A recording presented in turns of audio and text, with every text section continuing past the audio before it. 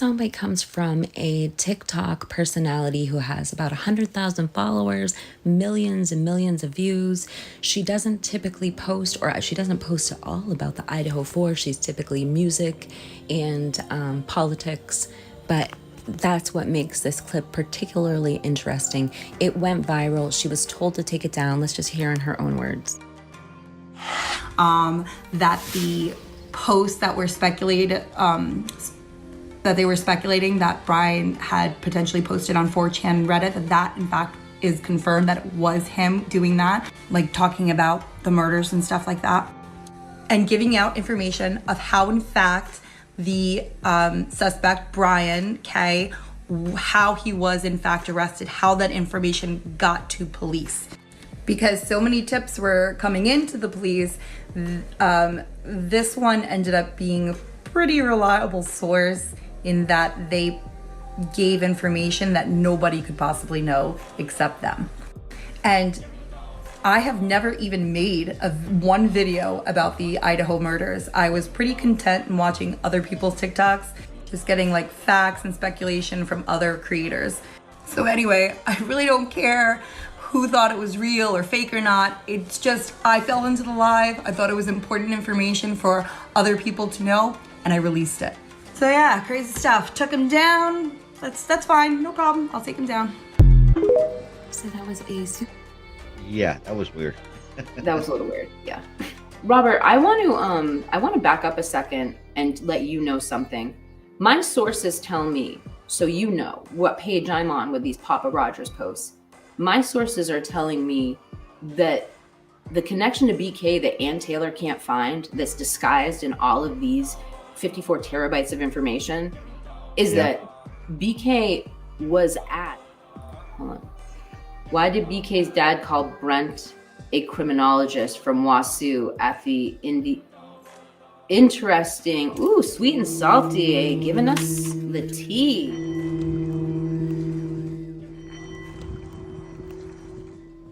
Robert, have you ever taken a dive into the Pappa Rogers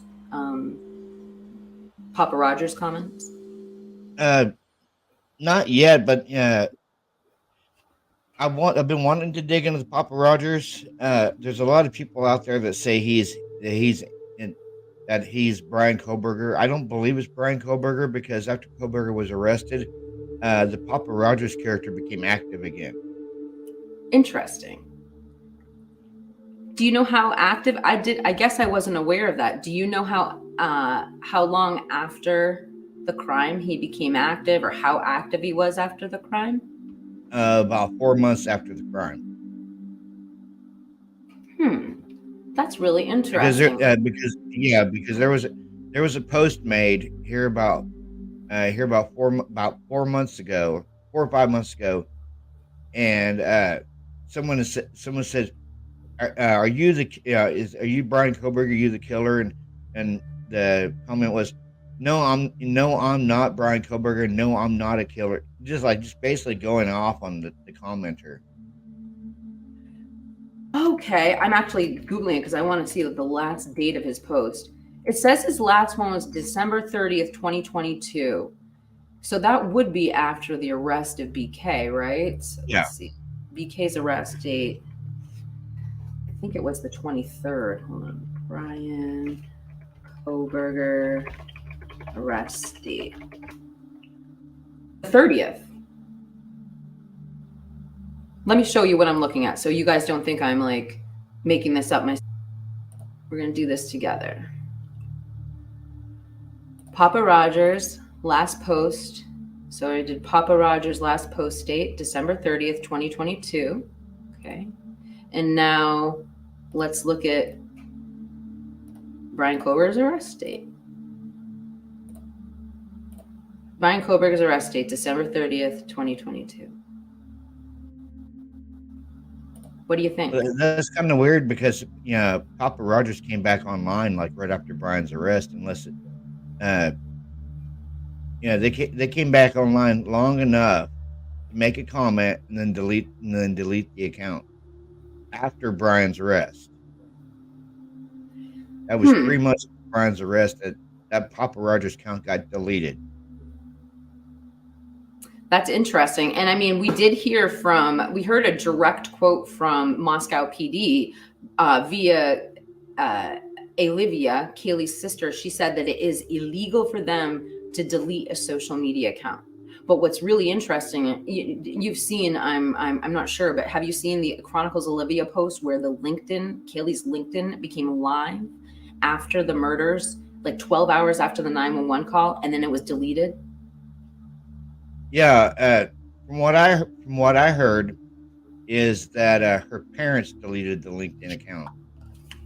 Well, her father was sitting next to Olivia when she was showing the screenshots, and that was the very first interview. He was right next to her, and they were showing the evidence. They go, "Look, I took screenshots. I was driving. It went live." Where we heard the father deleted it was in those emails. They said they had a family laptop. Oh, it was also on True Crime Design. They said they had a family laptop that had a family password, and Steve G went in and he changed it. But that's not what Steve G said. The only person who said that was another creator, as far as I know. So the family, their official statement is that somebody was in there. So it was either LE or she was hacked. And if it was LE and it wasn't Moscow PD, could it have been the FBI? And if it was the FBI, then I guess the FBI could be in Pappa Rogers' account as well. So I think if we're talking post-mortem and post-arrest, where law enforcement would be involved, maybe that could be it. I don't know. Nevada cops just said, didn't they only post once after he was arrested? Yeah, that's what we were just showing. Let me pull that back up because we just did a random Bing search on it real quick. Let me pull it back up right here. That's what Bing says. After Kohberger's arrest, let me pull up the screen. After Kohberger's arrest in connection with the crime on December 30th, Rogers' account stopped posting. Boy, the G family tells a lot of lies. Hate me all you want, but it will come out during the future lawsuits. We will see. And I don't dismiss anything. I'm not trying to be a know-it-all, but I also need to start focusing on other things that I hadn't focused on before. And Pappa Rogers is one of them. Okay, so we're going to pause here.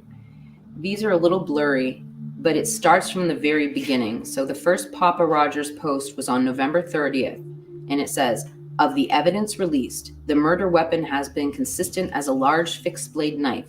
This leads me to believe that they have found the sheath. This evidence was released prior to the autopsies. And then the next one was on December 1st, and it says, I believe the killer/killers came from the high side of the house. They were covered in blood after the attack. And we know that Linda Lane was involved, and he came from the high side of the house. The killer, as far as we know from the PCA.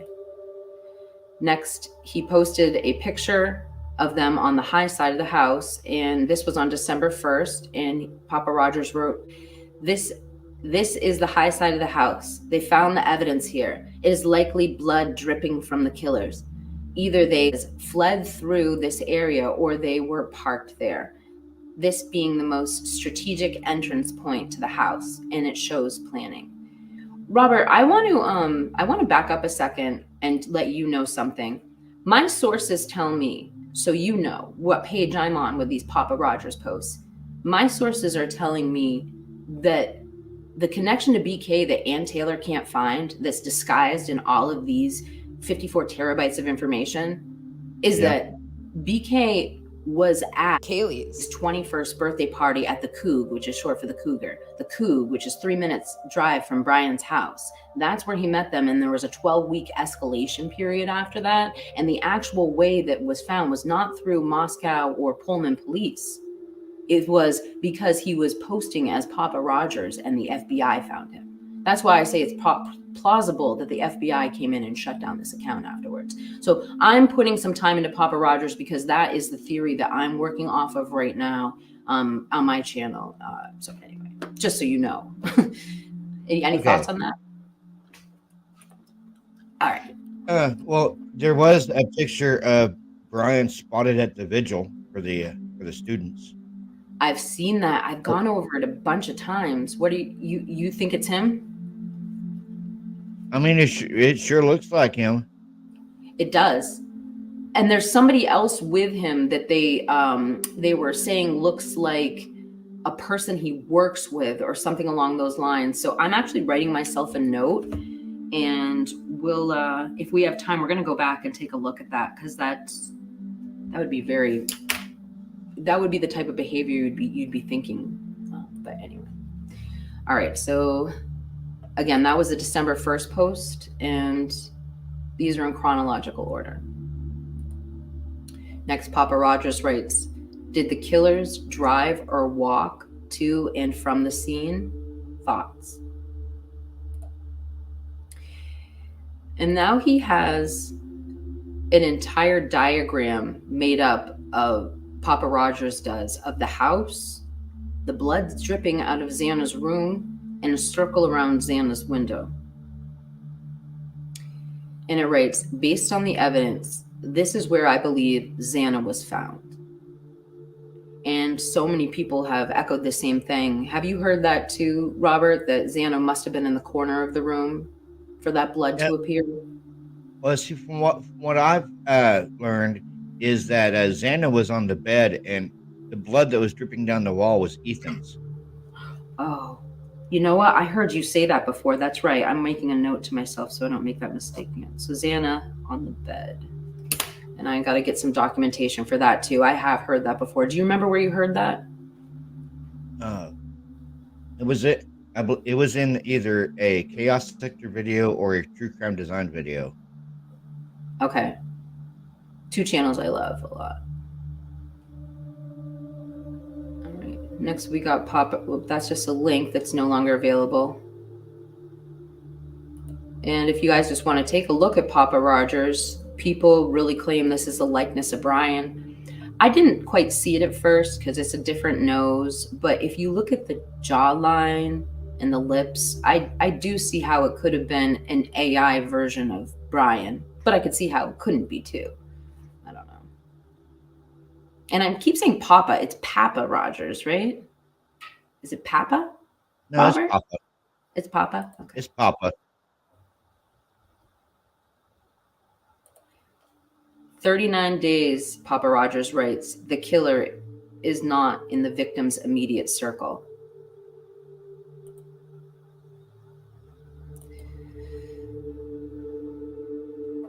Next, on December 8th, why the killer chose a knife as a weapon of choice. I wish I could click on these so bad and read those 31 comments, because another thing, Robert, that I wanted to point out, which isn't in this video, is that it's the interactions of Pappa Rogers with the other people in this Facebook community, because this is one of the largest IDAHO4 murder Facebook communities. There was I think 150,000 people in it. And the interactions are interesting because people keep saying, you sound a little bit creepy. And then he would come back, I'm paraphrasing, and then he would come back at them and say, well, you sound a little bit creepy. But it was the way he said things that just, something in our human nature tells us something's off. I don't know, but we can't click on them, so I guess it's irrelevant. All right. Did the killer stop at 4 victims out of exhaustion, convenience, or lack of knowledge?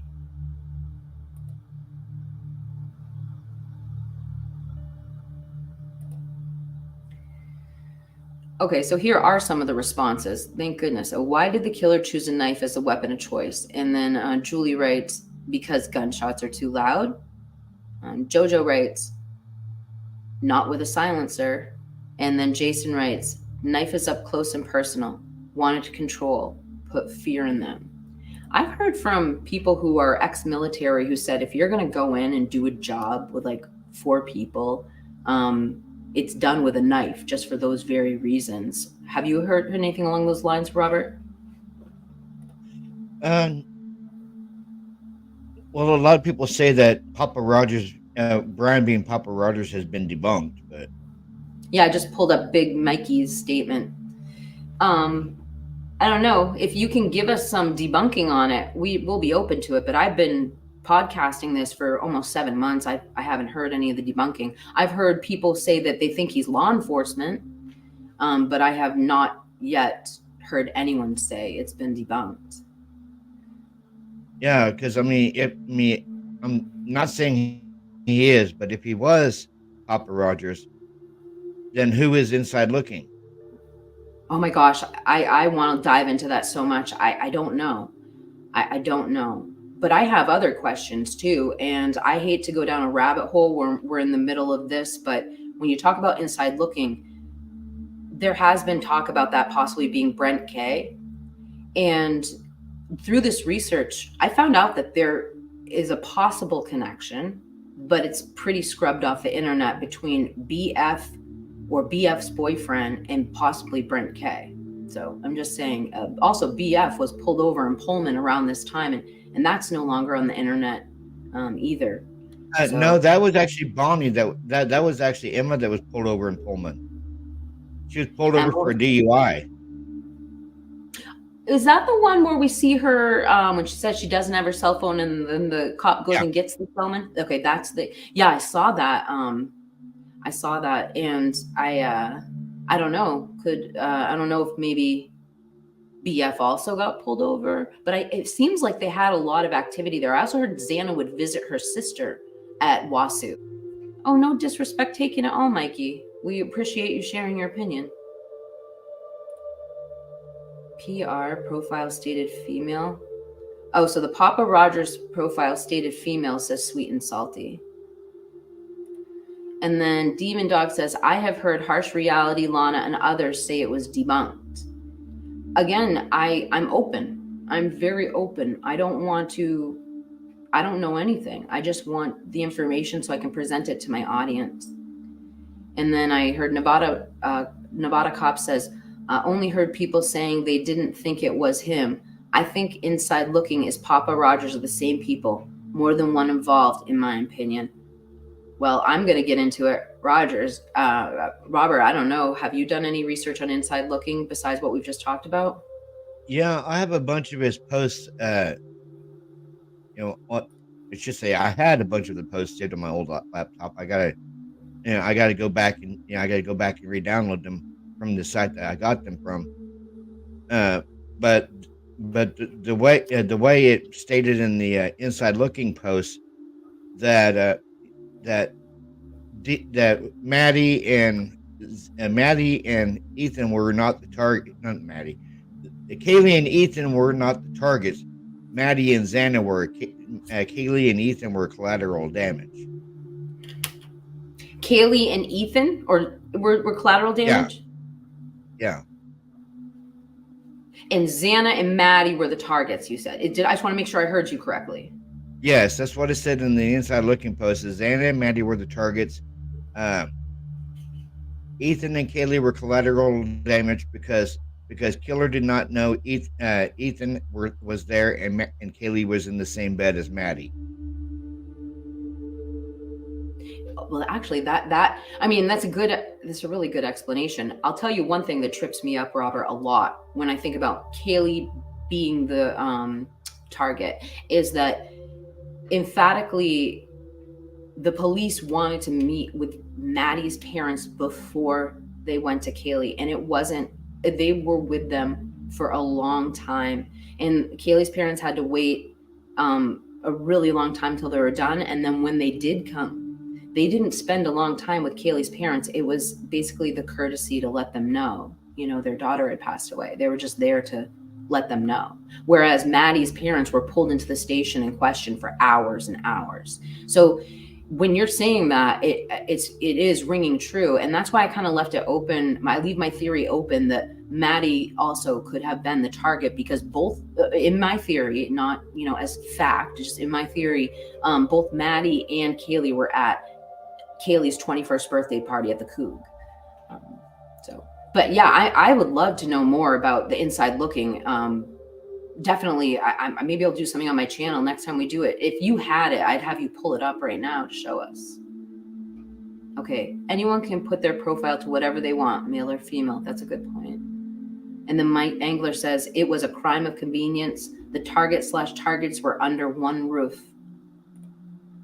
Leslie at Billy. Wait, I don't know what that means. I love the doc. The doc. Okay, that must be where they found it. Hi, Jeff. Jeff, we just talked about Xana's last TikTok. Thank you for emailing me that photo. I used that. Oops. That's not it. Wait, hold on. The theory was Maddie and Xana's parents had LE dope issues. Law enforcement. Yeah. I agree, and I think Enon put himself into this for a reason, and docs show us a lot. Whew, well, Enon Harsh. Actually, I'm going to write a little note because Enon Harsh is another one I'd like to. He said something about the SUV. I've wanted to do a little more of a deep dive on recently.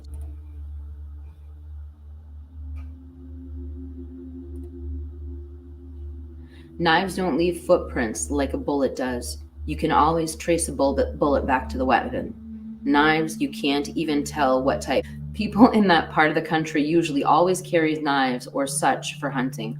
Also, was Perp old enough to buy a gun? And he was 20. Well, the alleged Perp was 28. 28. 28, yeah. Yeah, that was weird. That was a little weird, yeah. All right, let's get back to the Pappa Rogers here. Okay, so the next Pappa Rogers post was on December 8th, the same day as the last knife post. And then Pappa Rogers writes later on the 8th, in your opinion, did the killer shower at the crime scene afterwards? And I've always wondered, do you think the police collected the drains in that house? I mean, it seems like they disregard a lot of the physical evidence with only like 150 pieces of evidence, so to speak.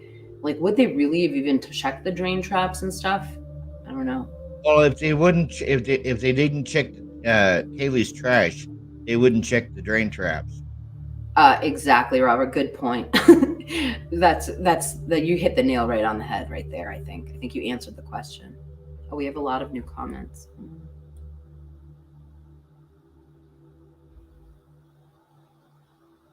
I'm just looking for questions.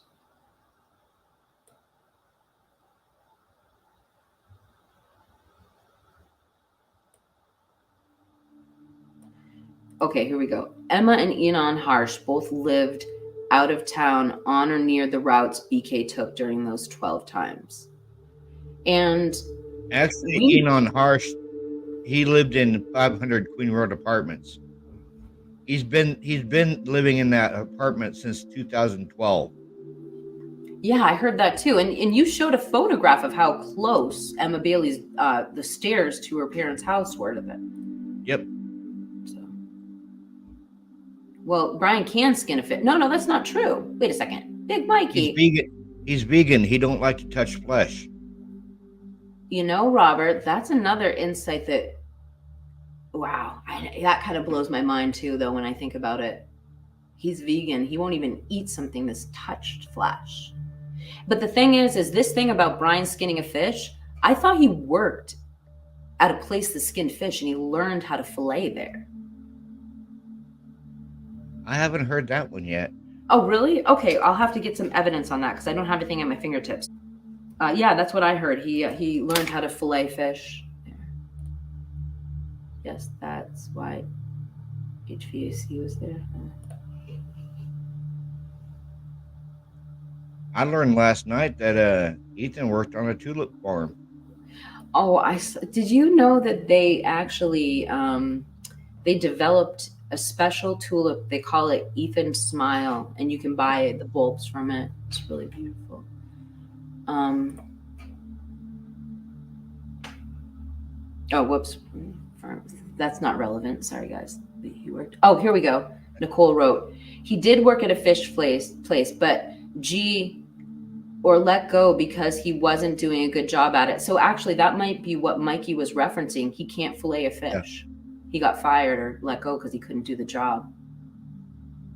Wait, hold on a second. Leslie said, I agree. I think Brent might have been involved too. BK left his place and was seen by Brent's place. Then I think they went into Enon for stuff. So I do want to bring up a couple things that like are on my mind with this comment. Number one, I did bring up, was Brent connected to this circle? It's possible.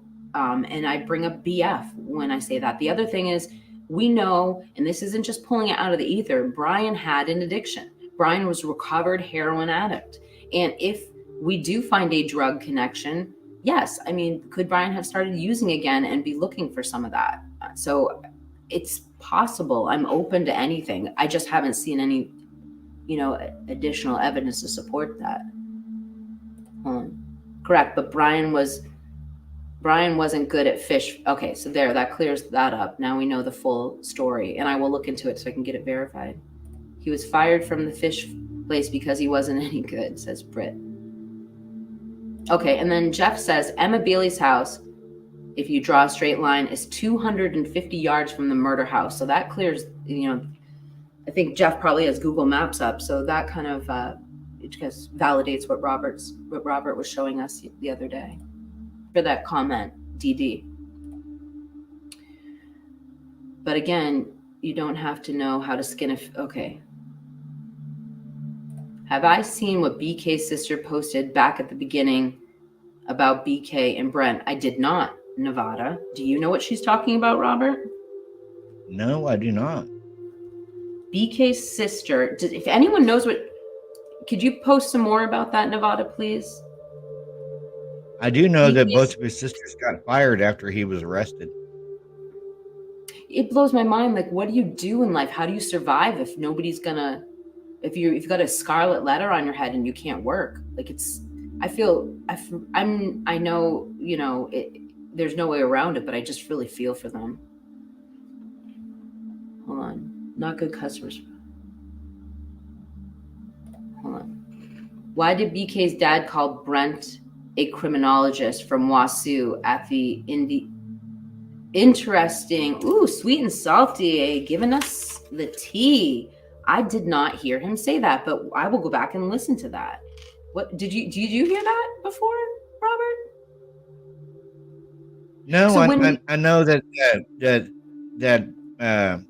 BK's dad was talking about the shooting there in Washington State, WSU, where Brent was killed in that SWAT shooting. I heard him mention that there was a shooting at WSU. I didn't hear about the criminology thing. I didn't either, but I remember him talking, and I mean, we have that. I have that recording. We have access to it, so I'm going to go back and review that. Criminologist. I mean, that was the second stop, I believe, that he did the talking about what was going on. So. I've heard a lot of rumblings that both of those stops were controlled stops by the FBI, because they wanted the Indiana Highway Patrol to see if they couldn't get a look at Bryan's hands, to see if he had any cuts on his hands. Do you think his hands looked swollen in that picture, in your personal opinion? Okay. So we left off on this last statement that was, we're still on December 8th with Pappa Rogers. He wrote, in your opinion, did the killer shower at the crime scene or afterwards? And they're referencing the lack of DNA outside, I think. And these are some of the responses. I think he decided to be done when he unexpectedly had Ethan as a challenge. Then Stephanie wrote, I think the lack of knowledge or fear of getting caught because he had been there long enough. Then Mike wrote, obviously, I don't know for sure, but it could be as simple as the girls on the bottom floor had locked their doors and the killer didn't want to be caught by waking. Oh, well, I can't get through this. All right, I'm going to just focus on the Pappa Rogers so we can get through this. I'm not going to read the rebuttals. Leslie and Billy said, but if you look at BK's hand, when it's down on his leg, you can see his hand and his wrist.